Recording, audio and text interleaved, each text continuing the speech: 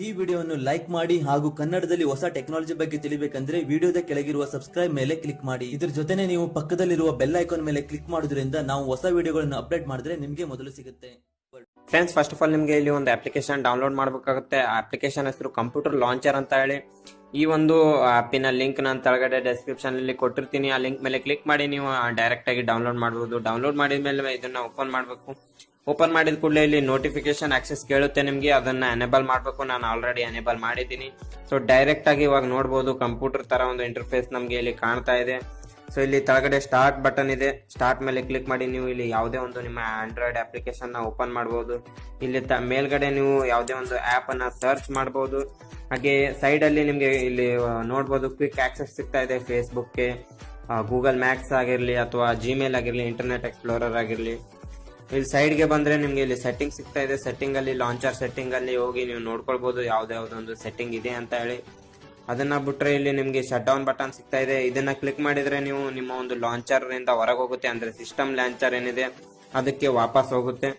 ಅದನ್ನ ಬಿಟ್ರೆ ಇಲ್ಲಿ ಸೈಡ್ ಗೆ ನಿಮ್ಗೆ ಮೆಸೇಜಿಂಗ್ ಸಿಗ್ತಾ ಇದೆ, ಡೈರೆಕ್ಟ್ ಆಗಿ ಮೆಸೇಜಿಂಗ್ ಹೋಗೋಕೆ. ಹಾಗೆ ಇಲ್ಲಿ ಸೈಡ್ ನಲ್ಲಿ ಒಂದು ಕಾಲಿನ ಒಂದು ಆಪ್ಷನ್ ಸಿಗ್ತಾ ಇದೆ, ಅಂದ್ರೆ ಡೈರೆಕ್ಟ್ ಆಗಿ ನೀವು ನಿಮ್ಮ ಒಂದು ಡೈಲ್ ಪ್ಯಾಡ್ ಗೆ ಹೋಗಬಹುದು. ಇಲ್ಲಿ ಸೈಡ್ ಅಲ್ಲಿ ನಿಮ್ಗೆ ಕ್ರೋಮ್ ಸಿಗ್ತಾ ಇದೆ, ನೀವು ಕ್ರೋಮ್ ಅನ್ನ ಕೂಡ ಓಪನ್ ಮಾಡಬಹುದು.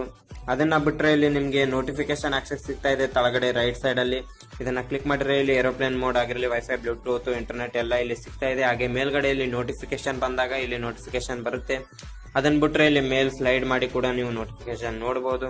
ಈ ದಿಸ್ ಪಿಸಿ ಅಲ್ಲಿ ಓಪನ್ ಮಾಡಿದ್ರೆ ನಿಮ್ಮ ಫೈಲ್ ಎಕ್ಸ್ಪ್ಲೋರರ್ ಓಪನ್ ಆಗುತ್ತೆ. ನಿಮ್ಮ ಫೈಲ್ ಎಕ್ಸ್ಪ್ಲೋರರ್ ಅಲ್ಲಿ ಯಾವ ಫೈಲ್ಸ್ ಇರುತ್ತೆ ಅದೇ ಓಪನ್ ಆಗುತ್ತೆ, ಆದ್ರೆ ಒಂದು ಡೆಸ್ಕ್ಟಾಪ್ ತರ ವ್ಯೂ ಅಲ್ಲಿ ನಿಮ್ಗೆ ಈ ಒಂದು ಫೈಲ್ ಎಕ್ಸ್ಪ್ಲೋರರ್ ಓಪನ್ ಆಗುತ್ತೆ. ಇಲ್ಲಿ ನೋಡಬಹುದು ನೀವು ಡೌನ್ಲೋಡ್ಸ್ ಅಂತ ಒಂದು ಇದೆ, ಹಾಗೆ ಡಾಕ್ಯುಮೆಂಟ್ಸ್ ಇದೆ. ಇಲ್ಲಿ ನೀವು ಇದನ್ನ ಕ್ಯಾನ್ಸಲ್ ಮಾಡ್ಬೇಕಂದ್ರೆ ಮೇಲ್ಗಡೆ ರಾಂಗ್ ಬಟನ್ ಇದೆ, ಇದ್ರ ಮೇಲೆ ಕ್ಲಿಕ್ ಮಾಡಿ ನೀವು ಈ ಒಂದು ಅಪ್ಲಿಕೇಶನ್ ನ ಕ್ಯಾನ್ಸಲ್ ಮಾಡಬಹುದು. ಇಲ್ಲಿ ರೀಸೈಕ್ಲಿಂಗ್ ಬಿನ್ ಇದೆ, ಯಾವುದೇ ಒಂದು ಫೋಟೋ ಏನಾದ್ರೂ ಡಿಲೀಟ್ ಮಾಡಿದಾಗ ಇಲ್ಲಿ ಬಂದ್ ಬೀಳುತ್ತೆ ಅದು. ಮತ್ತೆ ಇಲ್ಲಿ ಮಿನಿಮೈಸ್ ಬಟನ್ ಇದೆ, ಇದನ್ನ ನೀವು ಮಿನಿಮೈಸ್ ಕೂಡ ಮಾಡಬಹುದು. ಅದನ್ನ ಬಿಟ್ರೆ ಇಲ್ಲಿ ನಿಮ್ಗೆ ಶಾರ್ಟ್ ಆಕ್ಸೆಸ್ ಕೊಡ್ತಾ ಇದ್ದಾನೆ, ವಾಟ್ಸ್ಆಪ್ ಆಗಿ, ಯೂಟ್ಯೂಬ್ ಆಗಿರ್ಲಿ, ಗೂಗಲ್ಗೆ ಒಂದು ಬೇಗ ಓಪನ್ ಮಾಡೋಕೆ ಅಂತ ಹೇಳಿ. ಇದರಲ್ಲಿ ಇರೋ ಒಂದು ಚಿಕ್ಕ ಪ್ರಾಬ್ಲಮ್ ಏನಂದ್ರೆ ಅವಾಗ ಆಡ್ಸ್ ಬರ್ತಾ ಇರುತ್ತೆ. ನಿಮ್ಗೆ ಆಡ್ಸ್ ಬೇಕಾಗಿಲ್ಲ ಅಂದ್ರೆ ಸೆಟ್ಟಿಂಗ್ ನಲ್ಲಿ ಹೋಗಿ ರಿಮೂವ್ ಆಡ್ಸ್ ಮಾಡ್ಬೇಕು. ಆದ್ರೆ ರಿಮೂವ್ ಆಡ್ಸ್ ಗಾಗಿ ನಿಮ್ಗೆ ಒಂದು 65 ರೂಪಾಯಿ ಕಟ್ಟಬೇಕಾಗುತ್ತೆ. ಸೊ ನೋ ಪ್ರಾಬ್ಲಮ್, ನೀವು ಫ್ರೀ ಆಗಿರೋದೊಂದು ಯೂಸ್ ಮಾಡಬಹುದು ಅದರಲ್ಲಿ. ಆದ್ರೆ ಇದರಲ್ಲಿ ಅವಾಗ ಆಡ್ಸ್ ಬರ್ತಾ ಇದೆ, ತುಂಬಾ ಒಂದು ಆಡ್ಸ್ ಬರಲ್ಲ, ಅವಾಗ ಅಷ್ಟೇ ಬರ್ತಾ ಇರುತ್ತೆ ಆಡ್ಸ್. ನಿಮ್ಗೆ ಏನಾದ್ರೂ ಈ ವಿಡಿಯೋ ಇಷ್ಟ ಆದ್ರೆ ಈ ವಿಡಿಯೋನ ಲೈಕ್ ಹಾಗೂ ಶೇರ್ ಮಾಡ್ಬಿಡಿ.